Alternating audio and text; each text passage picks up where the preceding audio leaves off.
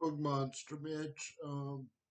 Real quick before I jump into today's topic for the video, um, a quick channel update.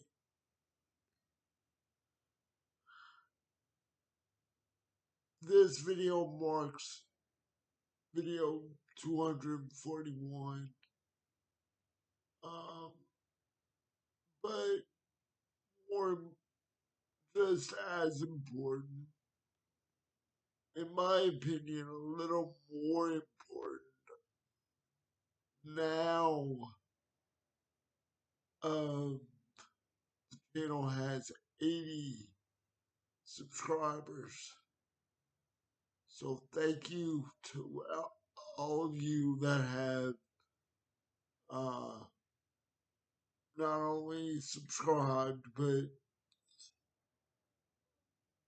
watched the videos, liked them, put a thumbs up, uh, commented with me back and forth about either the video topics or whatever. So thank you one and all for hanging in there with me and maybe spreading the word about a guy on YouTube um, with a channel called Book Monster. Whatever the case, I definitely appreciate it. And this and me, this video and others. I'm sorry, I kind of lost my train of thought. Also, happy 4th of July for those that honor today.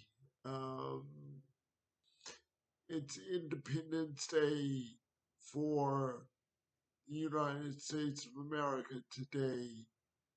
250 years, I believe, um, since we broke away from the United Kingdom.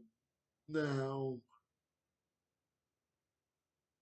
I am not political. I don't talk politics at all, either on this channel or in day to day life. So, just me saying, you know, our forefathers, our ancestors broke away from uh, United Kingdom, England, to form this country, the United States of America. Um, that's as far as I'm going with anything politically. But moving on from everything else to the topic of today's video, which is I've been promising this over and over. Um, I will discuss the top 5 movies I believe I have in my head for, or not for, but based on works by Stephen King. No particular order, I'm not ranking them. Sorry to anyone that feels they should or need to be ranked. I would have liked to, but honestly, um, the movies adaptations I will talk about are too good in their own right to rank 1 through 5. You know, um, I was considering having an honorable mention section, but then, like I said, again, there's just too many um, to talk about. This video would be too long if I tried to rank everything and discuss and why. So I'll just talk about maybe five movies adapted from Stephen King work. So anyway, let's move on to that topic. Um, the The Shining. Now, which Shining movie am I talking about? Either the 1980 version or the 1997 miniseries, 2 or 3 part miniseries on, I think, it was uh, broadcast on ABC. Which one am I talking about? Well, I'm sorry for the haters out there. I have to go with the 1980 Stanley Kubrick directed theatrical. Okay, no shade, no offense to anyone that likes the miniseries or feels the way Stephen King supposedly felt about Kubrick's version, not following the book close enough or really at all. I'll say like so many times I've heard the book is better than the movie. No doubt. No doubt whatsoever. Um, you know, even if you faithfully adapt from the source material and do a darn near page to screen, version. There's just no way you can put everything from the source material to the screen. There's just no way, realistically, financially, any of that. And I've also heard the argument that Jack Nicholson is crazy or mad from the start. And honestly, looking back on it, I own The Shining from 1980 on Blu-ray. I have to say yes to those people that say that and or feel that way. I agree. But also I have to say it's just Nicholson. It's just his personality. his method most likely. Because if you look at any other movie he plays in,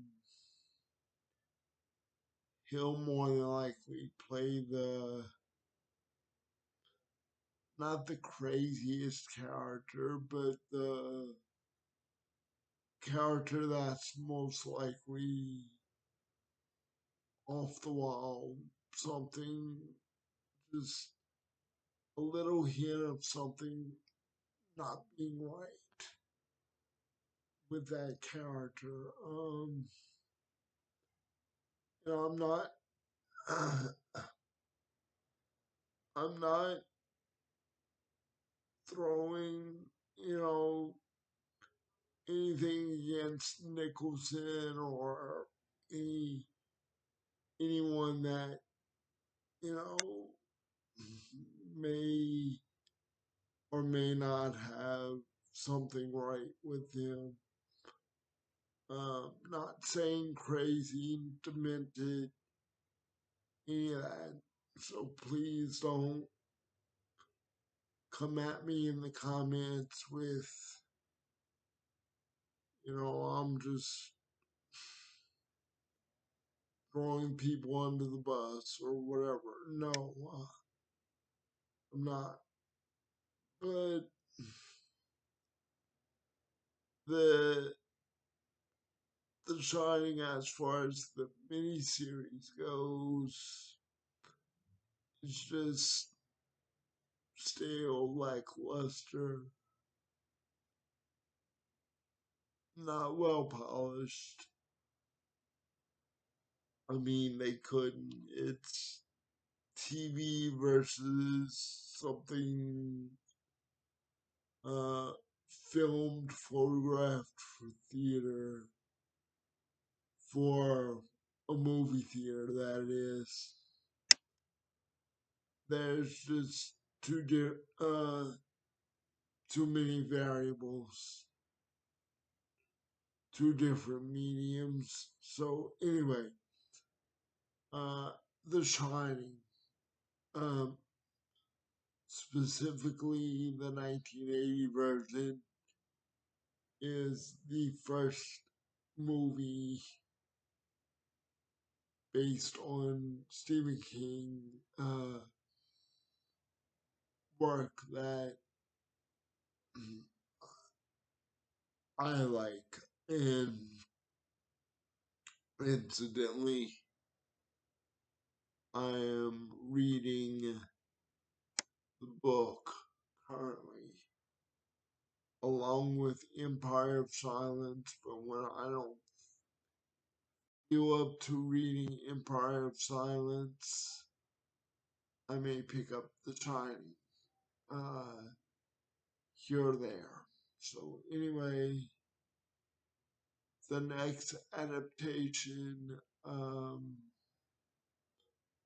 would have to be The Stand again.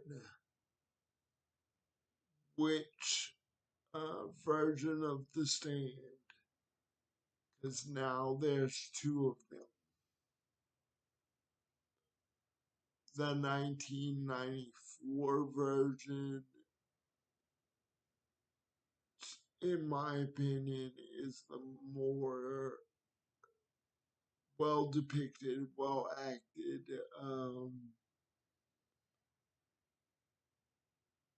version of the story. Now, to be fair and honest, I have not read the book fully, nor have I watched the more recent 8 or maybe 10 episode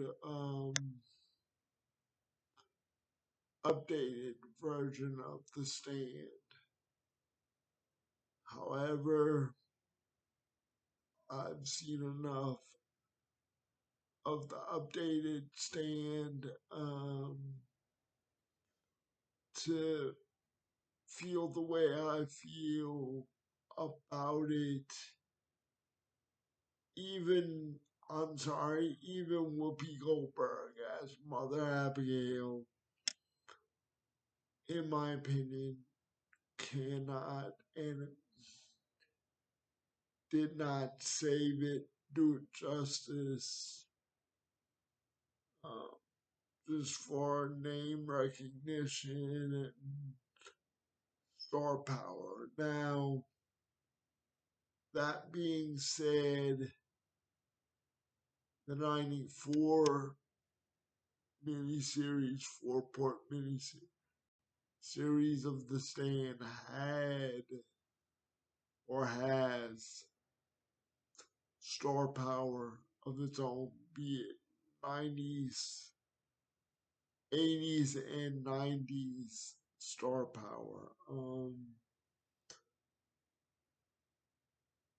People such as Gary Sinise, Ringwald, Max Wright, the dad Willie Tanner from Alf, which I mentioned in a handful of videos already on the channel, makes a small appearance. So I think he's maybe in 2 scenes in part 1, and that's it.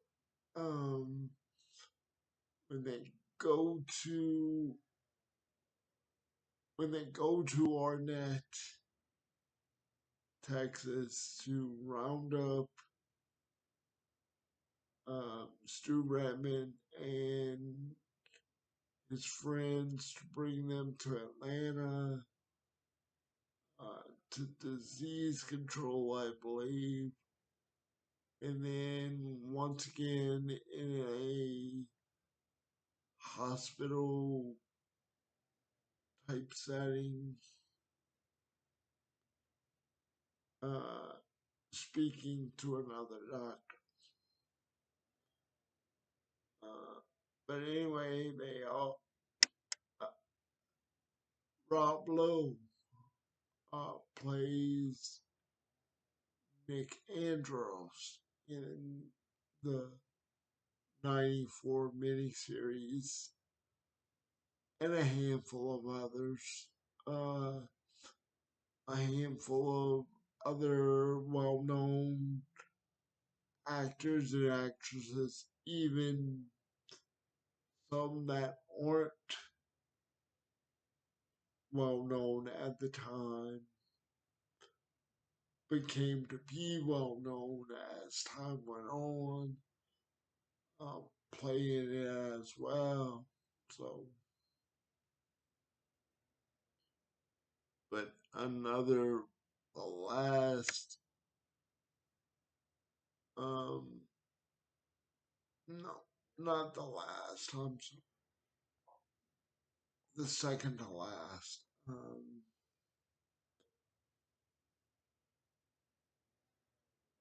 adaptation I'll talk about is It. Now, It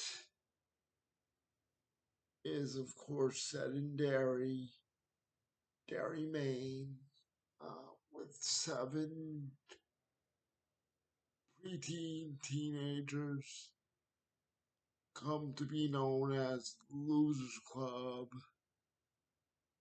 who end up fighting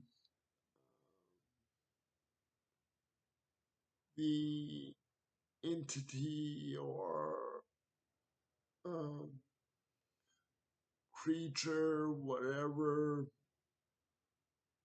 they come to refer as It, because it is a shapeshifter, but its main form that it takes is known as Pennywise the Dancing Clown. And Tim Curry plays that role in the 1989 or 90 miniseries version every year. It's a two-part um, miniseries like the book.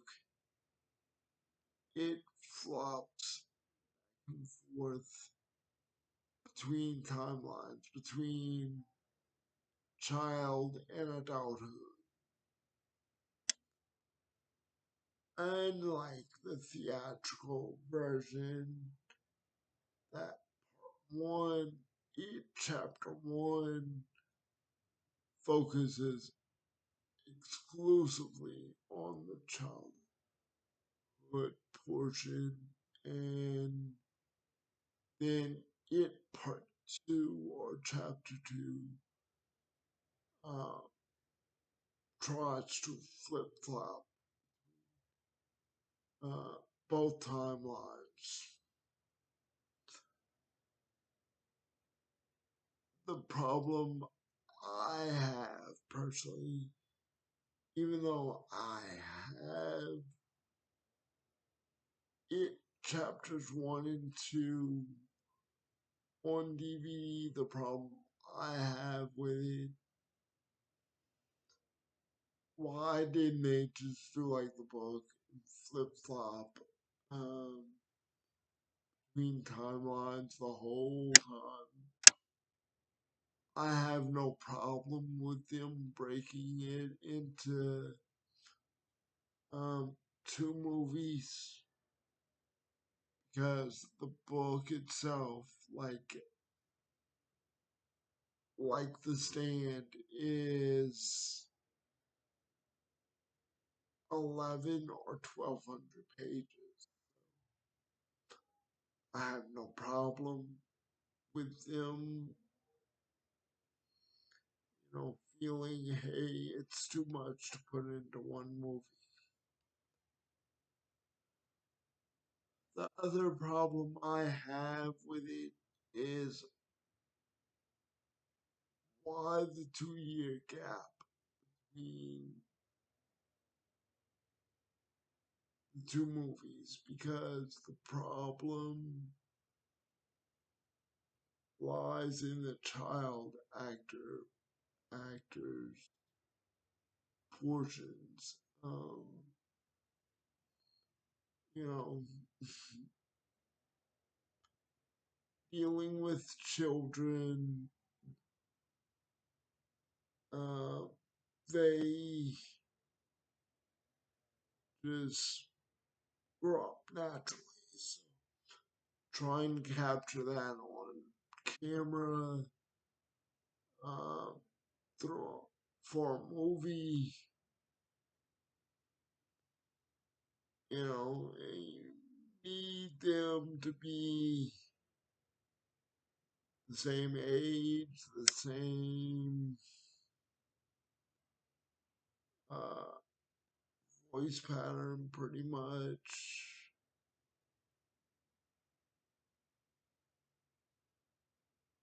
Putting a gap between the releases doesn't work out in in favor of the story, not um, availability or anything like that. It just doesn't work out in favor of the story. Sorry if I'm long-winded. I just I have to give my opinions, thoughts on these things so you can understand where I'm coming from and why I made some of the choices for this video that I did. The last movie I'm going to talk about is at least nearly flawless, and that is The Green Mile, starring John, I'm sorry, Paul, I'm sorry, I'm giving the character names. Tom Hanks as Paul Edgecombe and Michael Clark Duncan as Sean Coffey. There we go. I got the actor's name out with the character's name finally. Um, Now, of course, that's a period piece set in around the Great Depression era, um, or in a prison,